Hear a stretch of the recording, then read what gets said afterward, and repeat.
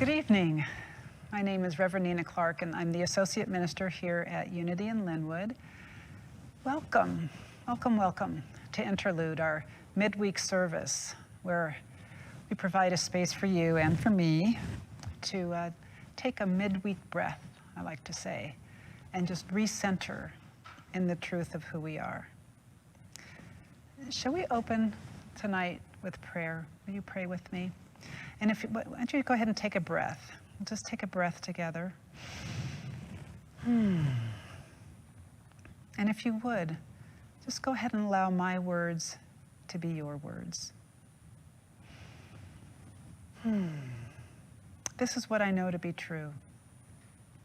There is one life, one power, one presence, one ground of all being, one infinite field of possibilities that we choose to call God.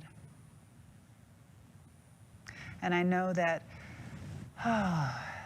this life that we choose to call God is infinite. It is everywhere present. There is no spot where it is not. There is no place that I could travel to where God would not be. And therefore it is right here, right now, right where I am, because it cannot not be. And therefore, because it is right where I am, all that is true of it is true of me. Therefore, the unconditional love that God is part and parcel of my being. The life that God is breathing me right now. The intelligence that God is apparent in every activity of my being, every activity of every cell, the intricate harmony, the intricate goings on, the life, the interactions of cells and neurons, perfect harmony, perfect order. That intelligence is evident right there.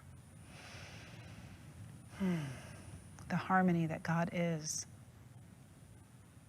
intrinsic to my being, intrinsic to my nature.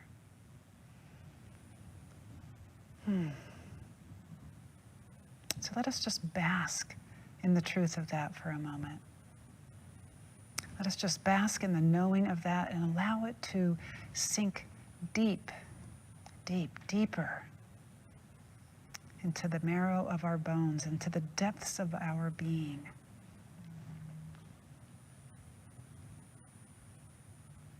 And in doing so,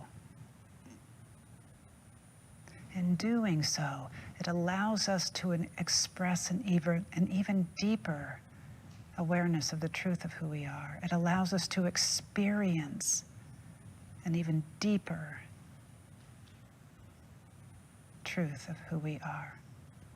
And it allows us to express this deeper knowing of who we are.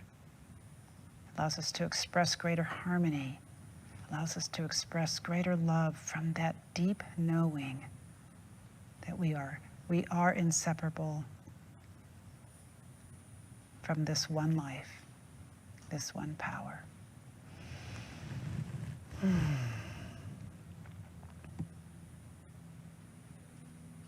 And so it is. I'm so glad you're here this evening. So on Sunday, during the opening prayer, I mentioned a documentary that I had recently watched that was called The Biggest Little Farm. And this documentary tells the story of a couple who decide to buy a 200-acre farm and try their hand at farming in harmony with nature. The soil on the land that they purchased was pretty much dead and infertile, and it was so hard packed that they couldn't even get a shovel down into it to dig a hole or to turn over the soil. It just broke into big lumped chunks. And this couple didn't know how to bring life to the soil. And so they employed a mentor who did. And this man was someone who could see, he could see the harmony in nature that was already present all the time. And this harmony was present back of the appearances of lifeless soil and the dead and crumbling beehives and the sick trees. It was vibrant in the knowingness of the mentor, in his vision, and in his commitment to that truth. And this man shared his vision of what diversity could create on their 200 acres. His vision was to emulate how natural ecosystems work, and he taught them that natural ecosystems regulate themselves through diversity. In short, what he was saying to them is that there is a harmony inherent in nature. It's already present. The goal was to align their practices with the harmony that was already present until it was expressing fully on their land. In the beginning, all that they could see is what appeared to be a lack of harmony. Animals and insects seemed to be working against them, killing their chickens, destroying their crops. For example, as they first started planting trees and cover crops and vegetables and bringing animals onto this dead land, and the land began to wake up and began to express the harmony inherent in it, certain populations of animals and insects no longer had anything to keep their numbers in check. And so they became, shall we say, bountiful. Coyotes moved in and began killing their chickens because they were easy prey. Gophers galore were munching happily on the roots of their trees, killing them, and starlings were decimating their stone fruit crop. The coyotes appeared to be bad. The gophers appeared to be bad. The starlings appeared to be bad. They all appeared to be pests. All appeared to be in disharmony, but they continued to trust the vision that they had been given by their mentor, that diversity would lead to harmony. This trust in the vision opened the door to look at things differently. And suddenly, they saw the coyote as ally. They trained one of their sheepdogs to protect the chickens, and now once the chickens were no longer easy game, the coyotes turned their attention to the next easy meal, the gophers. They built owl houses, and as the harmony inherent in the increasing diversity continued to express more fully, more and more owls came, and the starlings and gophers became food for them and their growing families. Harmony began to express more and more fully as populations came into greater balance. Those animals which they had initially perceived of as pests turned out to be allies in the emergence of this inherent harmony. Everything had its place. Everything was beneficial if only they looked at it correctly and allowed that new seeing to guide their actions. The same thing happened with insects. Because of the harmony inherent as nature, insects were kept in balance by other insects and the birds who moved onto the land. The numbers all kept in harmonious balance by the other animals who lived on and moved onto the land. And then wildlife of all sorts began to flock to this Eden, and even greater harmony began to express with increasing abandon. It took 7 years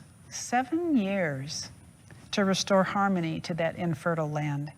And it took a dedicated, committed, and single-eyed group of people holding the vision, trusting the vision, and letting their actions be guided by that vision, and allowing themselves then to be guided to see things in new ways as they listened and paid attention. And over the course of these 7 years, working with nature, trusting the vision of the harmony already existent in nature. That dead, lifeless, hard-packed soil gave birth to an intricate, complex, interdependent, harmonious, thriving, ecological equilibrium, with everything working together for this beautiful, messy harmony. Coyotes, gophers, snakes, owls, starlings, pigs, sheep, chickens, insects, and a huge variety of crops, along with all of the zillions of microorganisms in the soil, all supporting each other in a jaw-dropping web of life. What I found so inspiring about the documentary, was that what was initially perceived of as disharmony was actually harmony emerging. Joel Goldsmith put it this way: harmony is true regardless of what my eyes see or my ears hear. And I find myself reminded of this story. I believe it's in the front of the Reluctant Messiah. I find myself reminded of that story of the little critters that clung to the side of a riverbank, afraid to let go. But one day, one did let go. And while at first it was buffeted by the swift-moving water against the rocks, soon the current lifted it and was carried effortlessly by the water, completely in the flow. Once it trusted that harmony was present, what at first looked like inharmony was just harmony emerging, lifting it higher and higher in the current, where it could ride the current unencumbered. And this makes me think about my own life. When things weren't the way I thought they should be, all I could see was a lack of harmony. But when I began to know more deeply that it was impossible for me to be separate from God, from life, from the infinite oneness, and thus it was impossible for me to be separate from harmony, I began to see that harmony is already part of who and what I am. I just need to look differently, see differently. And when I see differently, I will respond differently. For example, many years ago, I worked at a job, and the manager there was easily angered, and this person would yell and threaten our coworkers, including myself, while we were at work. And I found myself dreading to go to work. Harmonious is not the word I would have used to describe my work life at that time. And because of this manager's volatility, coworkers became negatively competitive with each other, complaining to the manager about each other in an effort to keep the focus off of them. And one day on the way to work, while I was fretting and not feeling very harmonious, it occurred to me to pray. And as I quieted myself, I felt this peace rise up in me. And I knew that, suddenly, just knew that no matter what happened, all would be well. And I went into work, and because I was expressing a greater harmony within myself, it began to rub off on my coworkers. And people began to apologize to each other and work together with greater harmony. Later, I would look back and realize that this harmony was already and always there. It just needed to be called forth. Someone, me, just needed to see differently and then take action from that new place of understanding. Joel Goldsmith writes, "If it is true that God manifests as individual being, then harmony is already the truth about every person." He also wrote, "Since God is your being, harmony is. Since all that the Father has is yours, you are now in the fullness and completeness of God. Since God is the activity of your being, harmony is the law of your being." When I don't push against reality, when I pay attention and work with life, things find a beautiful, harmonious equilibrium. Working with divine law, with spiritual principle, life flows with greater ease. When I pay attention and I'm not too quick to judge something as bad, and I remember that the universe is always in support of me, I find different ways of responding, different ways of being, harmonious ways of responding, harmonious ways of being. And all of this makes me think about our society. Could it be that harmony already exists there as well, under the deadpan soil of old, outdated beliefs, so thick that we have difficulty getting a shovel down in them? In spite of the imbalances and disharmony we see, could harmony be trying to find expression in and as all of us? And if so, what outdated ideas do we hold as a culture that keeps this harmony from expressing? If it's true that since harmony already exists as each of us, and thus must be inherently in us collectively, can we learn to collectively express harmony? I find myself wondering if enough of us are willing to take a chance and commit to the knowing that harmony is already present, inherent in each of us, because God is harmony and thus we are harmony.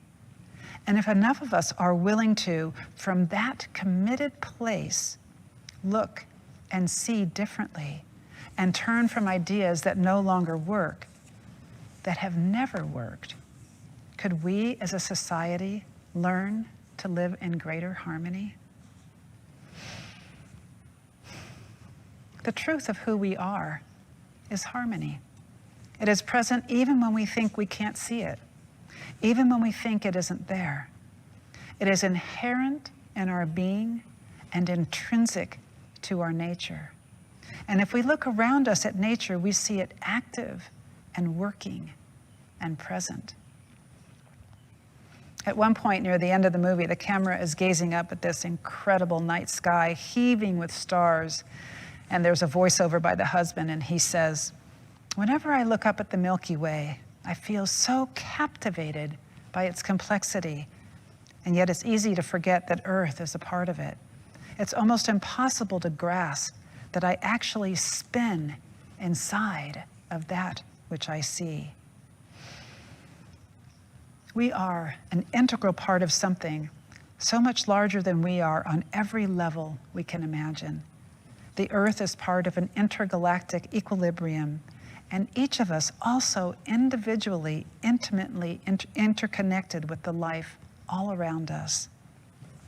And as we align ourselves with this truth, with this flow, with life itself, let us consider allowing our eyes to be open to the harmony that we are an integral part of, to that harmony that is inherent within us, to that harmony that is already here. Let us be brave enough, committed enough to give that harmony which already is space and support to grow and express more fully in our world. Shall we share a time of meditation together? Will you settle into your chair or recliner, floor or bed, sitting or lying down, and just allow your eyes to close.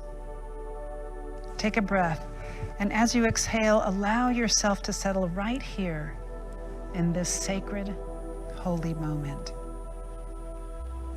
Bring your attention back from whatever it was you were doing before this service started, and bring your attention back from whatever awaits you when this service ends, and allow yourself to land right where you are, wherever it is that you are.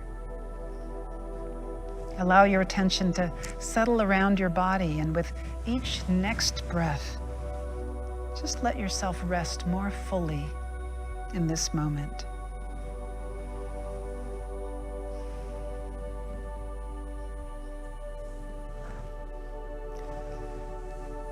And then bring your attention to your feet and allow yourself to notice any tension or sensations there.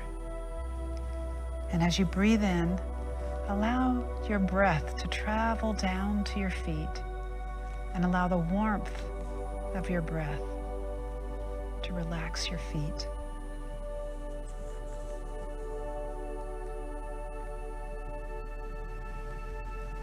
And bring your attention to your legs and allow yourself to notice any tension or sensations there. And allow your breath to travel down your body to your legs and allow the warmth of your breath to relax your legs. And then bring your attention to your abdomen and allow yourself to notice any tension or sensations there. And go ahead and allow your breath to travel down to your abdomen and allow the warmth of your breath to relax your abdomen.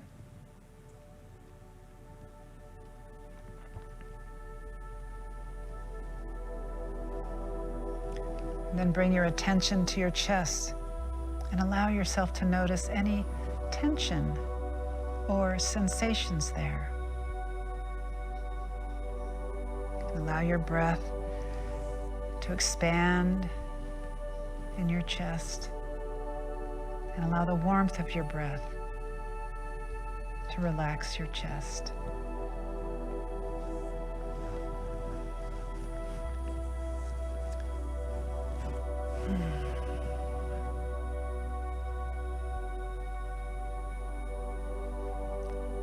Then bring your attention to your back and allow yourself to notice any tension or sensations in your back. And as you breathe in, allow your breath to travel to your back and allow the warmth of that breath to relax your back.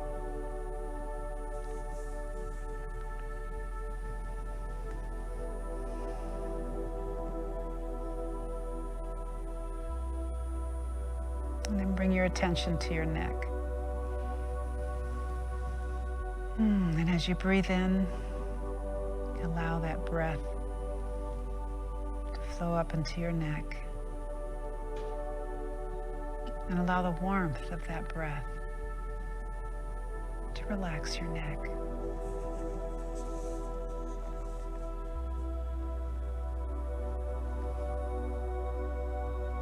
And then bring your attention to your shoulders and your arms and your hands. And as you breathe in, allow your breath to travel down your shoulders into your arms and hands. And allow the warmth of that breath to relax your shoulders and your arms and your hands.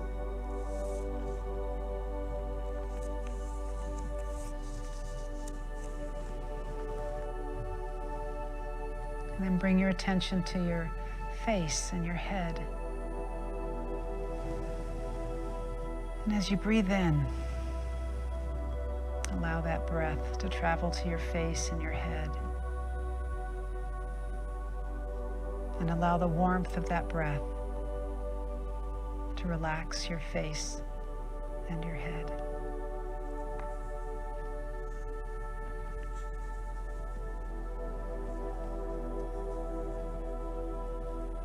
And in your mind's eye, allow yourself to be in your favorite place in nature, whether that is by water, in the forest, mountains, or maybe the desert. And allow the comforting sounds of bird song, the buzz of insects, the breeze in the trees, the wash of waves upon the shore,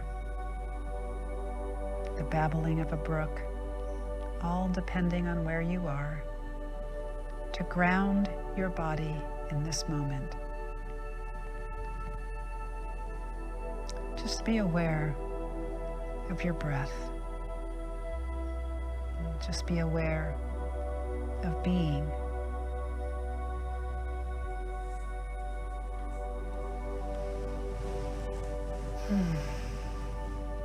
And from this place of presence, from this place of rootedness in this moment, allow yourself to know with me that God already is. God already is.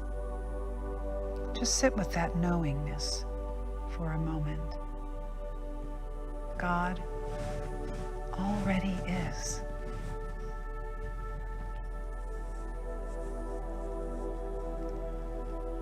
We are part of, not separate from, an isness that already is. And this isness is whole and complete and in perfect harmony. Know with me that there's an intricate and exquisite harmony already present right here in this moment. And this harmony includes you.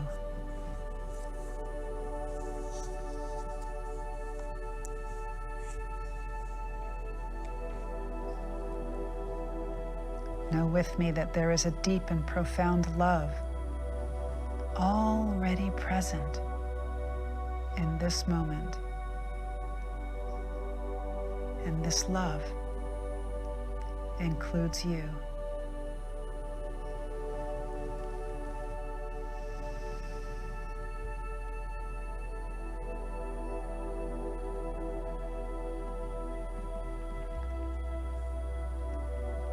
Know with me that wisdom is already here in full measure, and that this wisdom is you.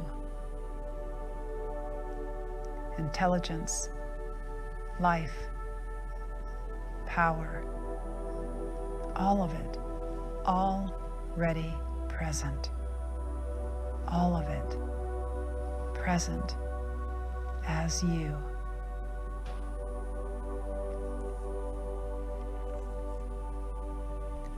We need simply to know it. Allow it to be so. To make ourselves available to it. To surrender to it. We need to shed old limited ways of seeing,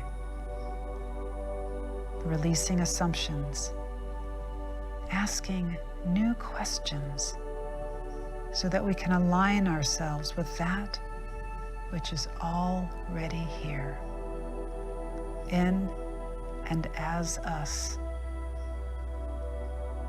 that which is always here, and that which will always be here, in and as us.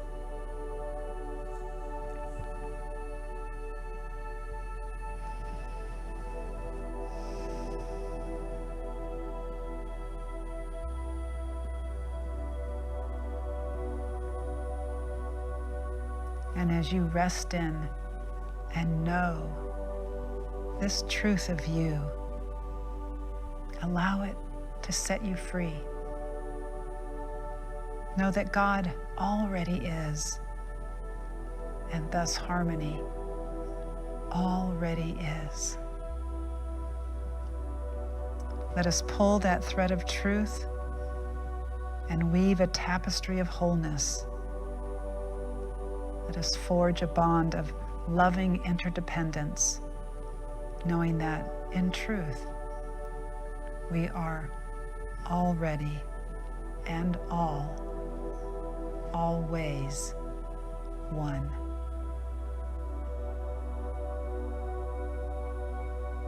And so it is.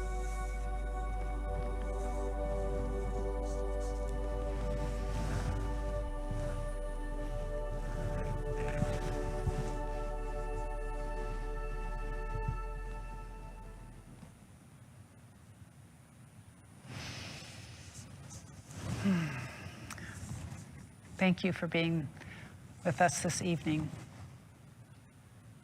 Have a wonderful rest of your evening. Namaste.